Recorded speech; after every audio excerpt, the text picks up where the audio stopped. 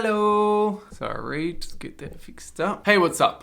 How you going? It has been another eventful week in the Louis EP saga. Now that I've fully finished the musical side of it, I'm now fully dedicated towards the promotional release schedule of it, I guess. And this is obviously the area I'm not well versed in, so I've learned a lot already. Some things I want to share with you, which maybe you'll be able to learn some stuff from and maybe even apply it to your own life. Who knows? Points I want to cover today. First of all, putting yourself out there. Second of all, budgeting cost-wise, what it's all looking like. And thirdly, about algorithms and social media and how this might relate to you and things you like.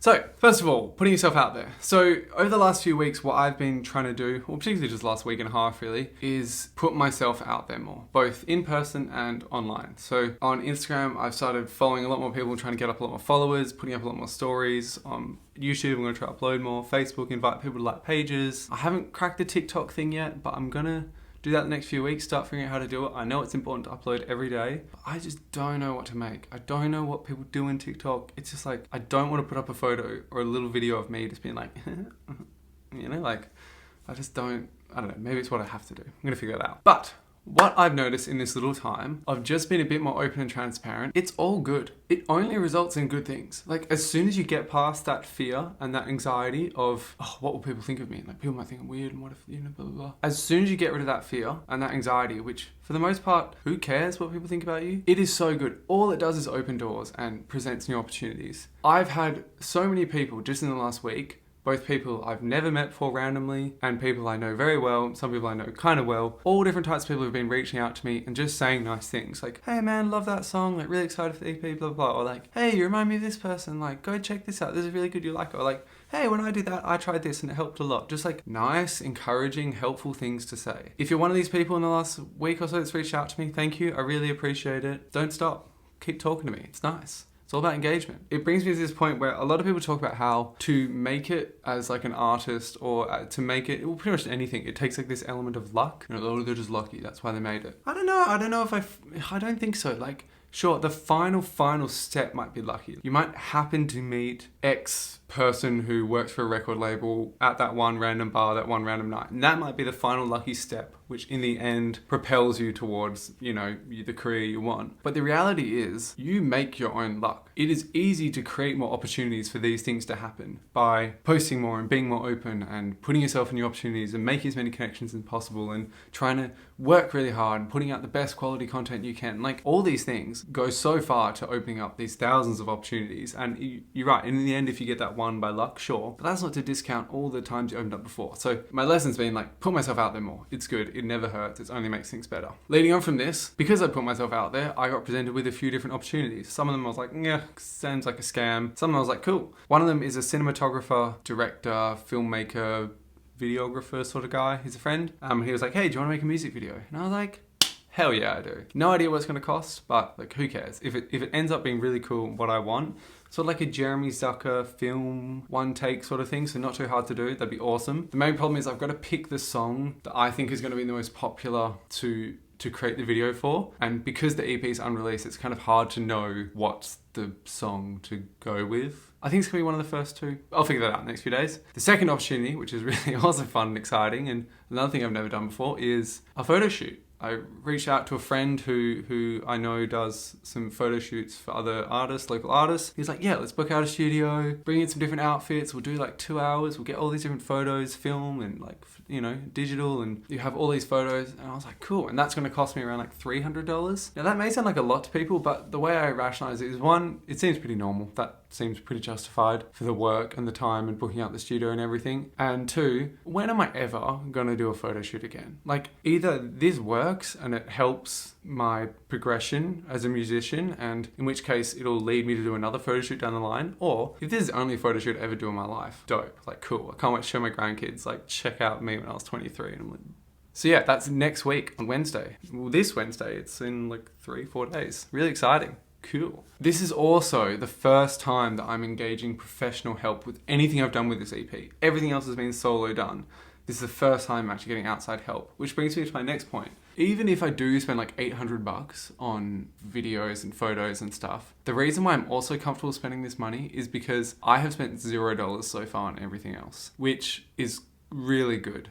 because I spent the last few years learning how to produce and record and mix and master myself in my room. Obviously I had to buy the gear, but I bought that ages ago and I've been acquiring it slowly anyway. But essentially I spent $0 to create these 4 songs. The usual process would be you'd be spending, to get 4 songs like this in a similar style, you know, you'd be spending at least multiple thousands of dollars. My guess would be somewhere around $3,000, if not a bit more. Because what you do is, let's say you've got a song idea, or you make a demo, you go, I want to turn this into a full song. You go to a studio, right? You have to book out a studio. Really expensive. Even if you go to your cousin's shitty basement one, where you're probably not going to get the best results, it's still expensive. But generally if you go to a nicer studio, oh my God, it costs so much. And then what you do is you record all the parts you want, the instruments, the drums, the vocals, blah, blah, blah, blah. You then get these like recordings, these stems. You then, either the guy there in the studio will do it, or you send it off somewhere else where they'll produce and mix and master it. And you say, oh, I want it to sound like this. I want it to sound like, you know, Tame Impala, and I want it to sound dreamy and ethereal, or, you know, whatever, however you want it. They'll kind of put it together how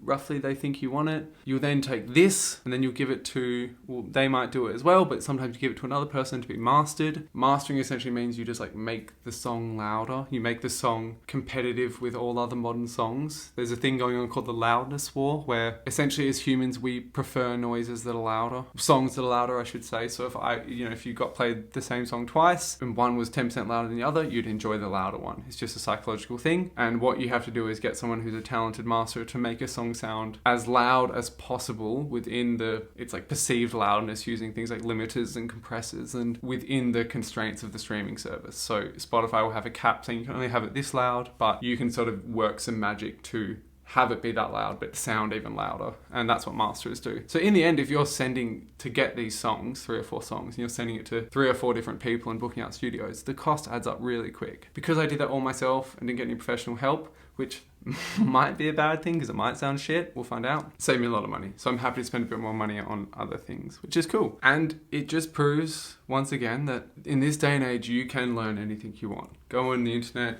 go on YouTube, just learn stuff. It's all out there. If you are interested and motivated enough, it might take a few years, but you can do it. Yeah, so that's cool. It also means I get to have full control over how it sounds and get it to be to a point where I'm happy with it, as opposed to, oh yeah, close enough. Oh, lastly, and this is about algorithms. For the majority of my life, and I'm guessing the majority of your life too, we have been consumers of different forms of media. That is, algorithms have been trying to figure out what can we put in front of this person to create the most engagement, keep them on our platform for the longest. Now, for like the first time in my life, I'm trying to do the opposite, where I'm now trying to create content that the algorithm will favor and push out to lots of people. And I've learned in the last week about all these things which increase the likelihood of this happening. These things are the frequency of posting. So if you post every day, you're far more likely for the algorithms to like you. If you get high engagement on your posts, like lots of people comment or share them or like it or look at it a while or watch it multiple times, that increases the algorithm's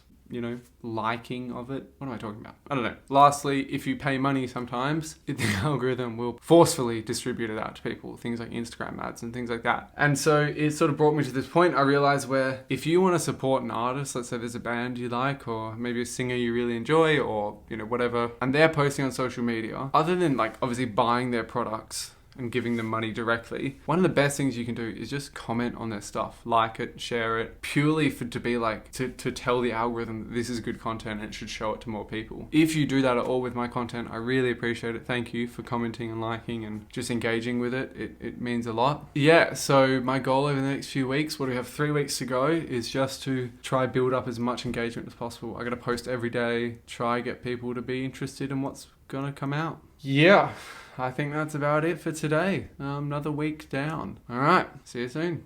Bye.